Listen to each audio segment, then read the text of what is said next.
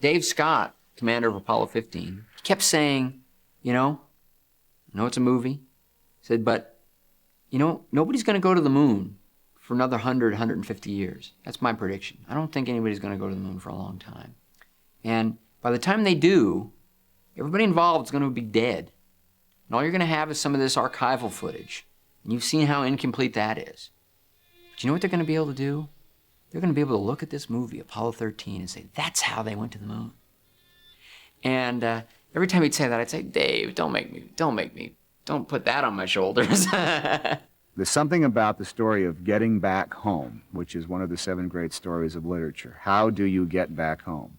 And that's what this is. He said, we sent your proposal, that one chapter, out to our office in California. They passed it around to various movie production companies. There was a bidding on it, and Imagine Entertainment has the bid to do a movie on your book. I said, we haven't written it yet. Michael Bostic, who worked here, actually by complete coincidence, his parents were in this, his dad was in the space program. He grew up in Houston, knew everything about that whole culture.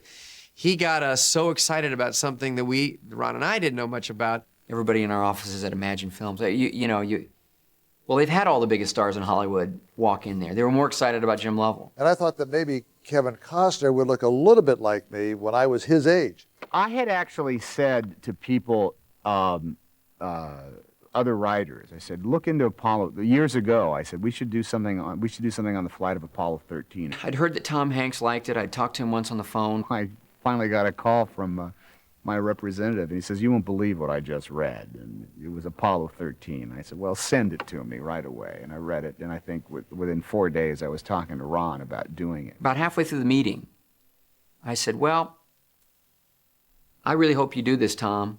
I'm definitely doing it. And he said, oh. And about 10 minutes later, he said, oh, what the hell, I'm doing it too. So that was it. We shook hands and went down and hailed cabs and went and started to make a movie. I couldn't have been more happy with Tom, because Tom, in reality, is a closet astronaut. I have always wanted to be in a pressure suit somehow. I've always wanted to play an astronaut. I've always wanted to shoot a vast section of a movie completely encapsulated by nothing but metal, glass, and switches, and I finally have a chance to do that too. So this is real dream come true stuff here. I wanted the movie to be as exciting as it could be without compromising the authenticity. We mostly do movies about people and less about hardware and science. It was exhilarating, but kind of exhausting in an unusual way. I mean, felt like I was back in school. Because we have the real thing there, all we have to do is a little bit of homework, and we can establish what the real thing is. I felt the job was to put together, a great unit, and try to work hard on the chemistry, not only on-screen chemistry, but also what I felt would be the behind-the-scenes chemistry. I was so nervous because, God, I wanted it so bad. I almost felt like I was just right off the boat. When I looked at it, I said, I want to play that guy. I want to play that character. And Ron suggested that I just come in and read any one of them I wanted, and I said, you know what? I want to read that. And I luckily got the part. It was critical that we put together a group of guys that knew that they had to be completely dedicated to a larger entity. I'd say, you're going to be miserable, and then I'd look, like it was a poker game or something, to see if they'd flinch. If they flinched, I didn't really think I wanted them in the movie. He called me back and said, I'd like you to play the role of Fred Hayes. And my wife and I danced all over the house. Ron called me up and said, we're going up on this zero-G airplane, and for research. You don't have to go. You don't have to go. Absolutely no pressure. If you don't want to go, you don't have to go. Tom's going to go. Gary's going to go. Bill's going to go. I'm going to go. Everybody was going to go. So, of course, I'm not going to look like an idiot. There is a certain element of my personality that is slightly male. Ron wanted us to experience a weightless situation because, obviously, we were going to have to mime a lot of this in the movie. Okay, pushing off blindfold. There you go. Where'd Ron go? Hurry, get down. It flies in a parabola. It goes at 45-degree angle up, and then it pitches over at 25,000 feet. As it goes over and pitches down, you are essentially in free fall inside the cabin. There's a couple of moments where suddenly everything does kind of lurch up, but then it stabilizes, then it lurches up again, and then you drop back down as the plane itself comes out the bottom half of the parabola. Test directors came up and said, you know, we expected you to be a bunch of kind of Hollywood wimps. We showed, I think, the guys down there that we were kind of up to it. And then we were saying, boy, did you guys ever put, like, is it possible to put a set in here and shoot part of a movie? Ron comes to me and says, well, Spielberg had an idea. He had an idea. He wants to go up there. He thinks we should go up there and film it. I don't know if we can do it. We're checking with NASA now. I was like, I don't know how they gave us permission to do it. I don't know. Todd Hollowell did an amazing job of, working the phones. We kept pushing on this and finally got it all the way to Washington, to NASA, to Dan Golden's office. And they finally came back and they said, yeah, we'll let you do that. If we'd had to do it with wires, if we really would have had to try to create the weightlessness with wires, I sort of shudder to think what the movie would have really looked like. It's a great illusion, the zero gravity stuff with the all the simulated stuff on the ground. when we got into the LEM, they couldn't really fit the teeter-totters in there. And it came down to really just mine. And all it was three guys standing around going like this.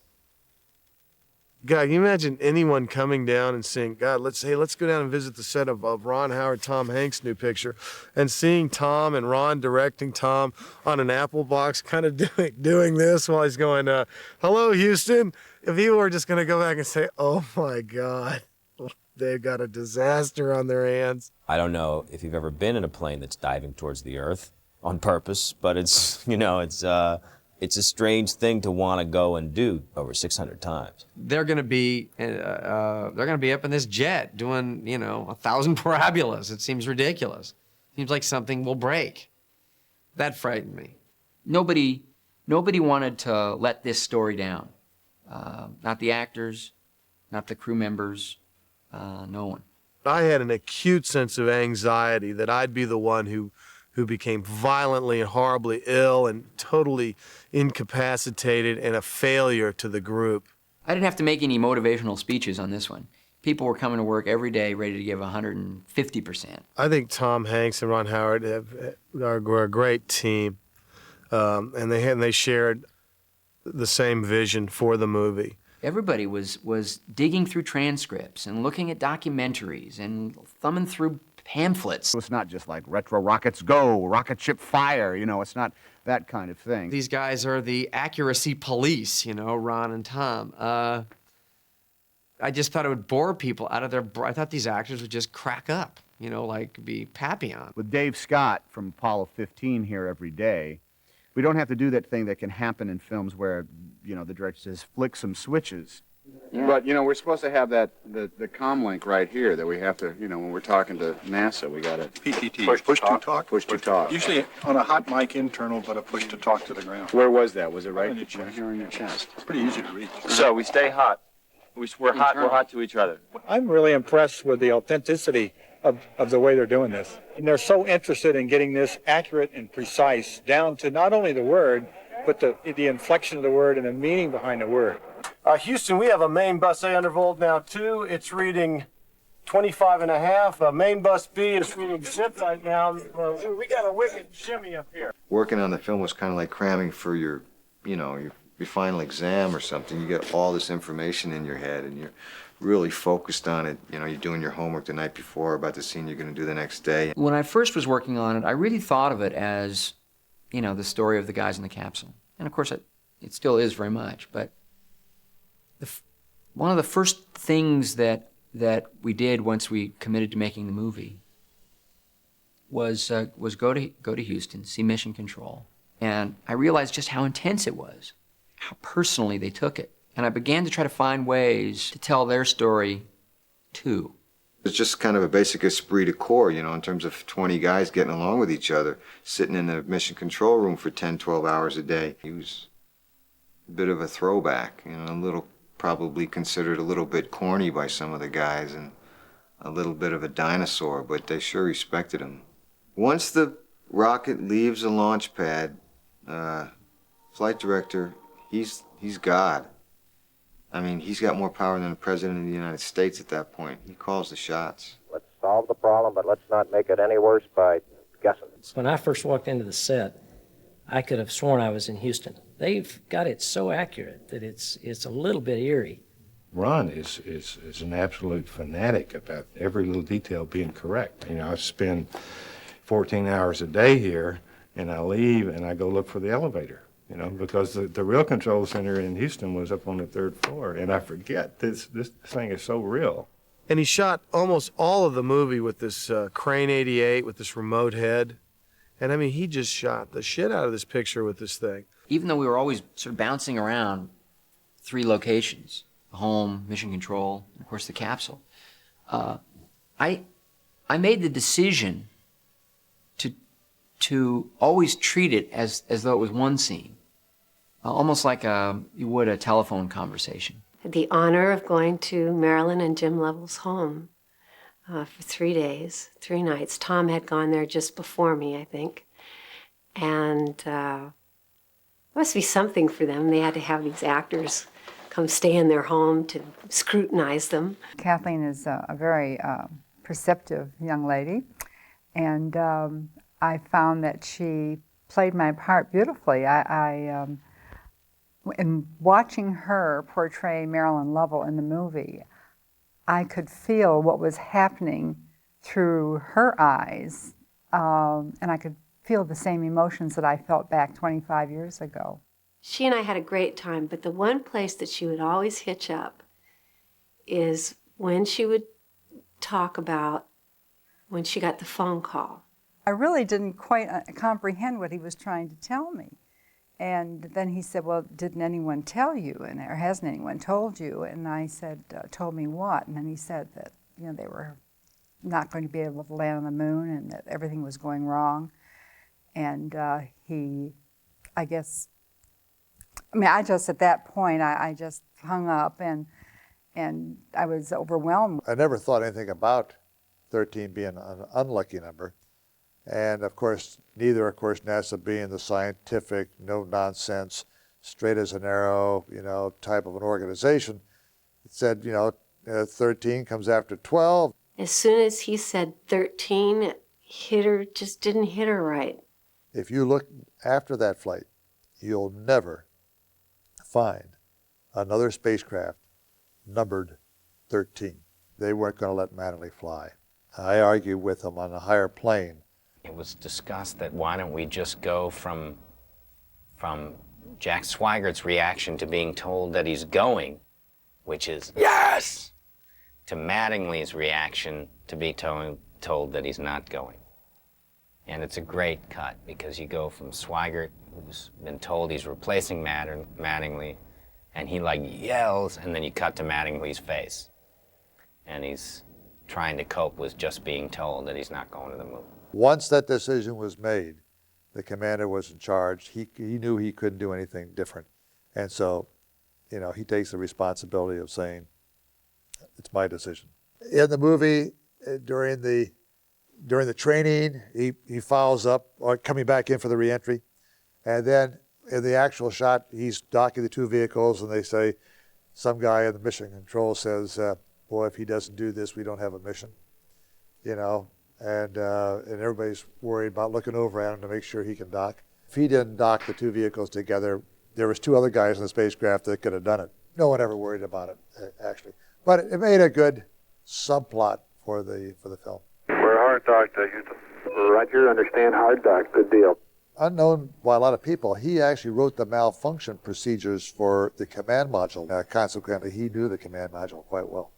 And to be inside those suits and walk in the gantry, carrying our, air conditioning ducts, the units, climbing into the spacecraft and sliding over, that whole thing, I felt like I was performing a mass. The launch scenes that were used, that were all stock footage and the right stuff, I always thought were very, very impressive. Initially, everybody looked at the NASA footage, and you have this spectacular impression of it, and you need to find some reason why not to use it. What's the why wouldn't you want to take advantage of it? And when you actually went to analyze it and you said, after you got over the initial thing of, man, that's just unbelievable, you have to do it, which pieces would you use? You start to see the disparity between all the different shots, and it's no longer as spectacular as you thought. We then said, okay, we're not going to use stock footage, we're going to use the spirit of it. We tried to ride this line of giving the audience enough shots that seemed vaguely familiar. You'd kind of seen that shot before, but always putting a little extra detail. When you actually go to start photographing things and make it look real, you see all the various items and things that make the real NASA footage real, is the various gases that come off the side of the rocket, even at rest. It's very humid in Florida, and the rocket is extremely cold because it's liquid oxygen, liquid hydrogen, and the various gases in it. So it's like a refrigerator with a really a warm exterior, humid exterior, and it creates an ice shield over the rocket. And as soon as it blasts off, it starts to crumble and fall down. The only way you can add this ice in 3 dimensions to fall at the right rate, to look like gravity, you have to do it with a computer, and that starts to define the techniques that you use for every shot. I took the variety of elements that were created for the launch sequence.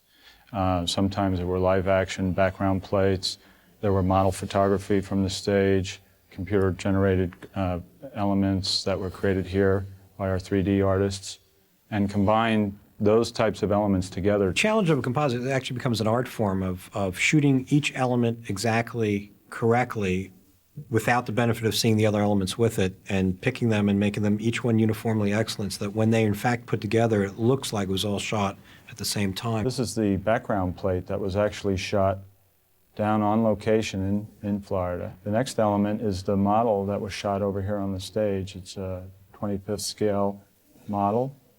Then there's a matte pass that's shot as well.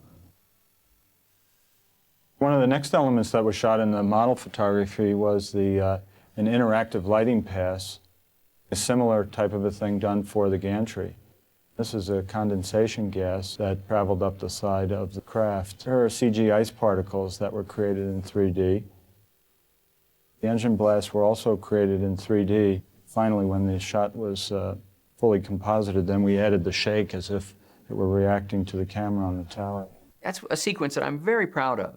I think as a filmmaker, that might be the most cinematic thing I've ever been involved with. I mean, as soon as you create the task for yourself, well, okay, now do the launch. I mean, okay, so what does a launch look like? You look at it and you go, I don't know, it looks kind of like a fire extinguisher. What we did is, at that point, instead of trying to, reinvent the wheel and make up an explosion that looks just like a real explosion, why don't you just shoot it? When the engines actually start and it pushes down, it actually sucks the smoke back in. It looks like it's going in reverse. People thought that was the trick. Oh, you put it in reverse, or you rewound the film, or what was the trick here? It's like, it's not, that's the real thing. Buzz Aldrin came up to me and said, hey, in that launch footage, I saw some shots I'd never seen before. Did you guys, what vault did you find that stuff in? And I said, well, no vault, Buzz. We generated all that from scratch. And he said, oh, that's pretty good. Can we use it? That particular shot where the ring comes off is, in a sense, a duplication of the real event. I kind of went with my impression of the way it should be instead of the real item, but still make it look like the signature NASA shot, because I've seen that many times and was incredibly impressed by it. This is the crew of Apollo 13, wishing everyone a nice evening, and we're just about ready to close out our inspection of a cruise and get back to our pleasant evening at Odyssey. Good night.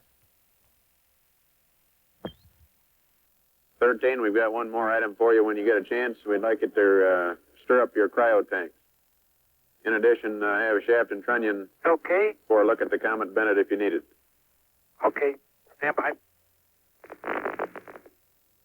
Okay, Houston, we've had a problem here. Houston, we've had a problem.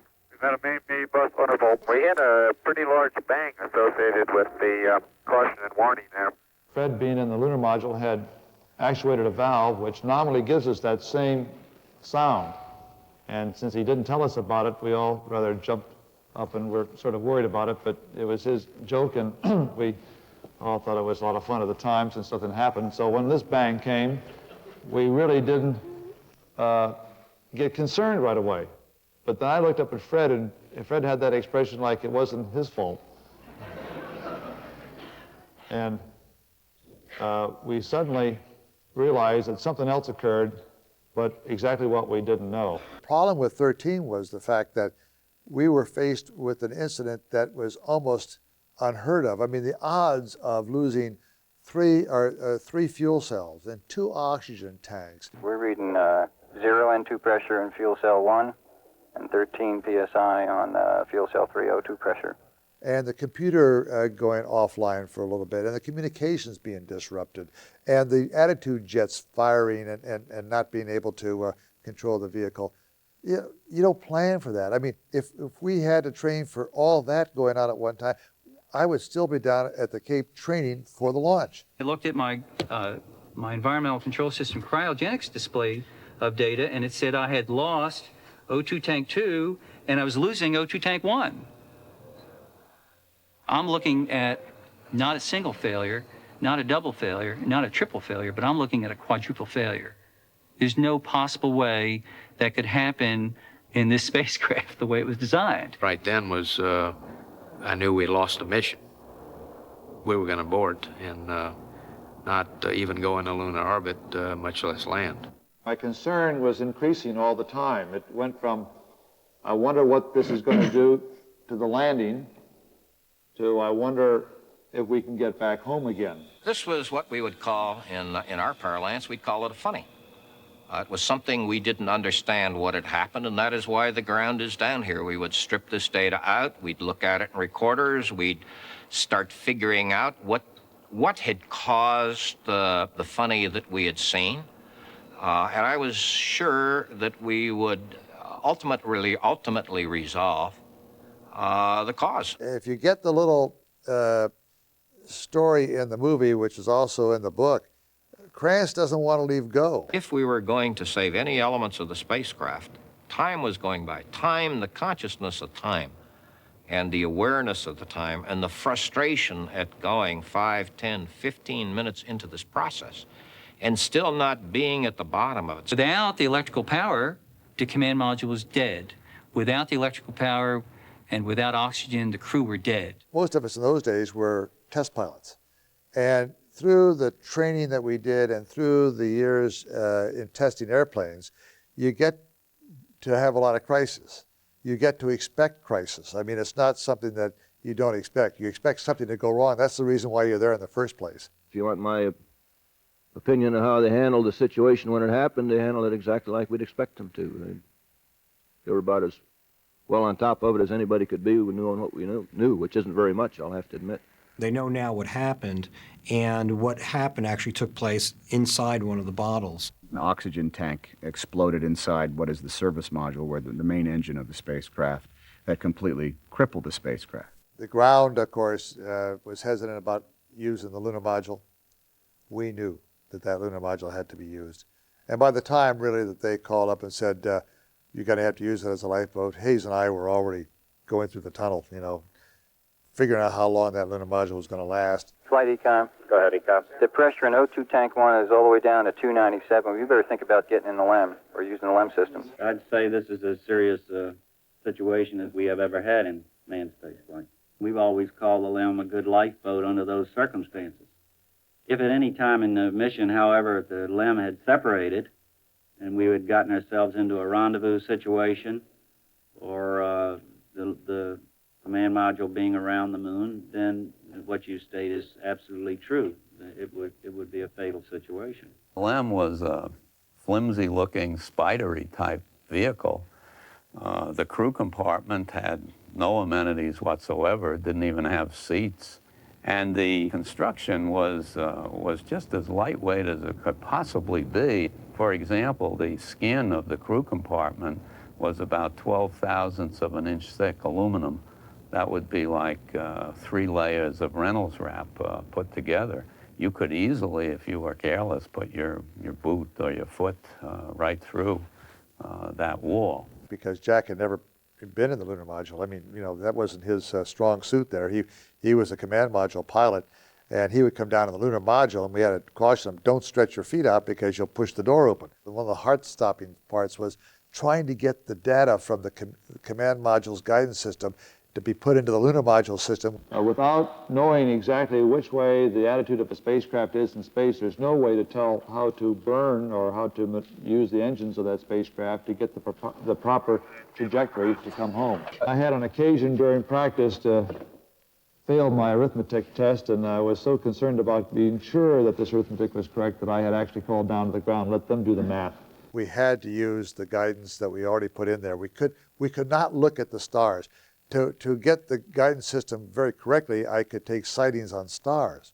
But when the explosion occurred, all those little pieces of mylar, which were highly reflective, the sun shining on them, made thousands and thousands of false stars. There were only two things really that you could do at that point. Being so close to the moon, you had to make up your mind, are we going to come back as rapidly as possible by using the engines on the command and service module or the lunar module?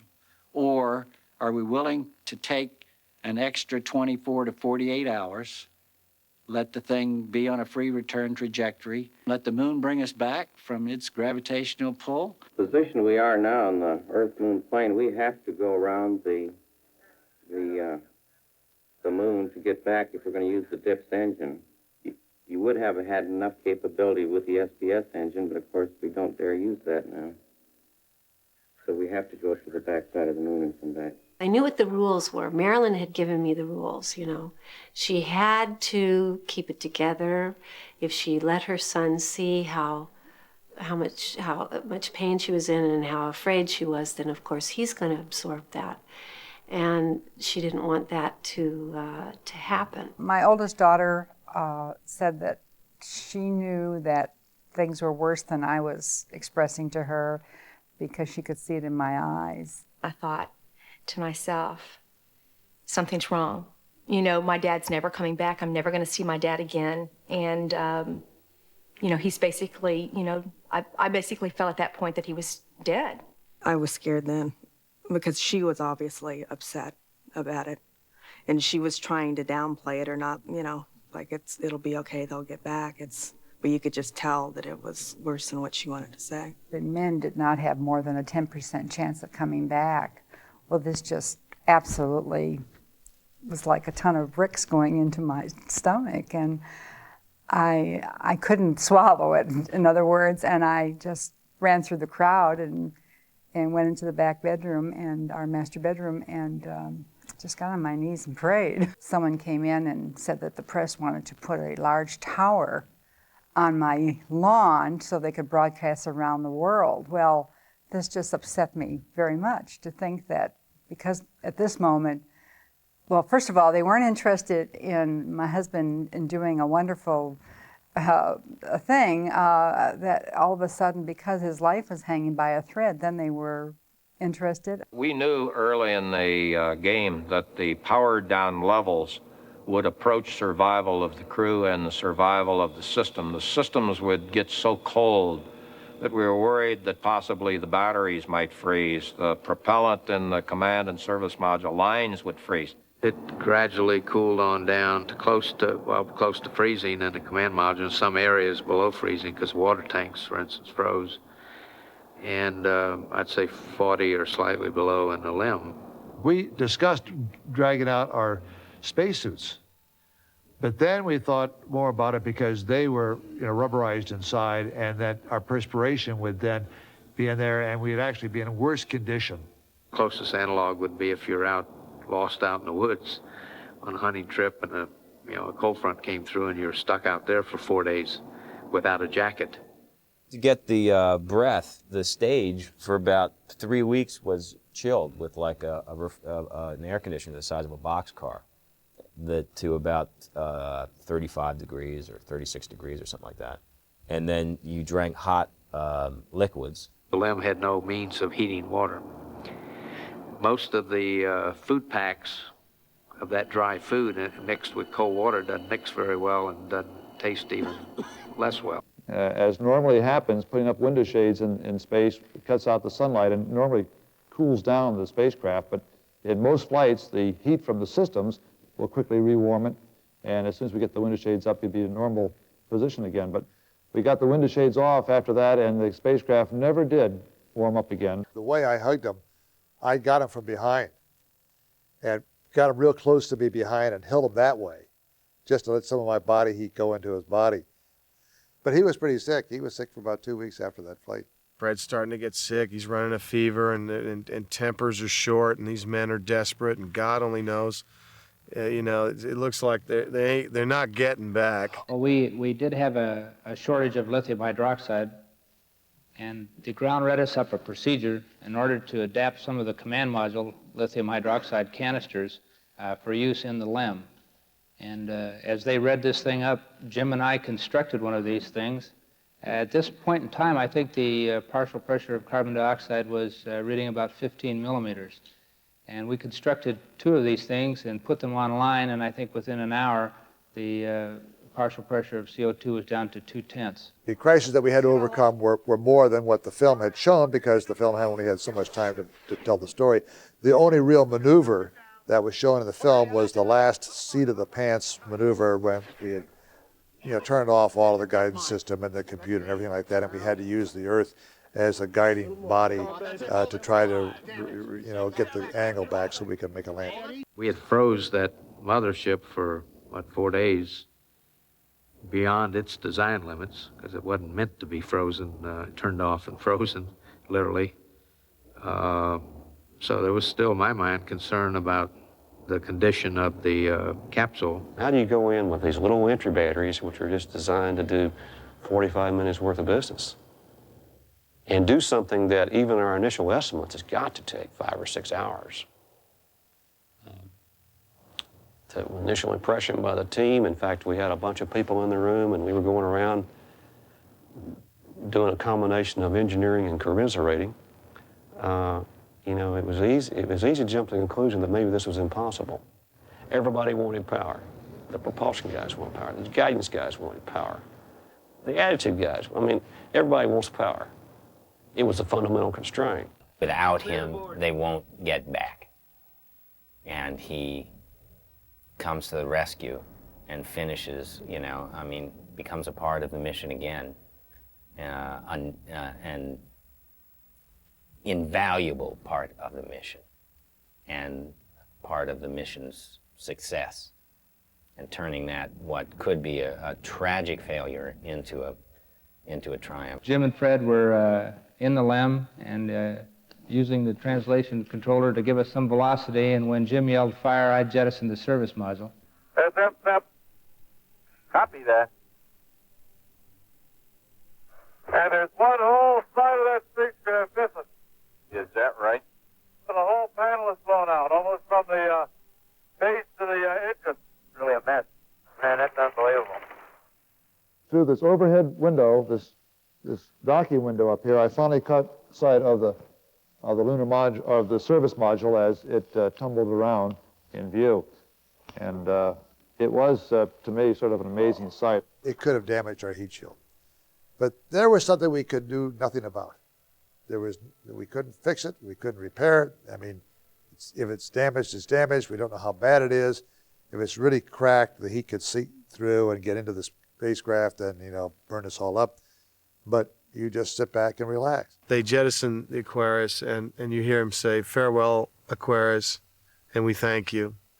And in the background, you can hear really low, you can hear Fred Hayes go, "She sure was a good ship." I've got it. Okay, copy that. Farewell, Aquarius, and we thank you. She sure was a good ship. And I thought that carried all of that admiration. And in a way, the LEM and the command module and the service module are characters in the film. Okay, LOS in a minute or a minute and a half. At entry attitude, we'd like Omni Charlie. And welcome home.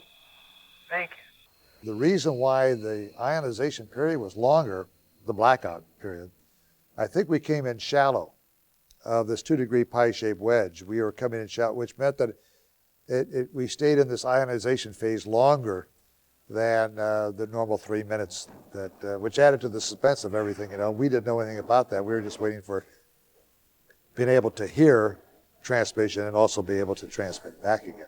The ion storm is another issue where there's no documentation on it. I mean, and everybody has a different impression. The astronauts, all we had to go by is the astronauts said it felt like you're inside of a fluorescent tube being lit up. I mean, so that doesn't help us too much. We thought, well, when you hit with friction, it would just glow red and then go on fire, I guess. And it doesn't really happen that way. It's a particular type of heat shield where the gas is being formed by its interaction with the atmosphere and creates basically a white shield which is protecting the ship from re-entry. And then later it starts to burn away. You say, okay, that's now the image. What does it look like? Well, there's a technique of shooting fire where you make it kind of liquidy by, instead of shooting fire at 24 frames a second, you shoot it at 4 seconds per frame, and so it gets really blurry and smeary and creates this kind of, look like an ion storm to me. It's again tradition that you wait until the crew gets in the carrier deck, at which time cigars and the world map lights up. And shit.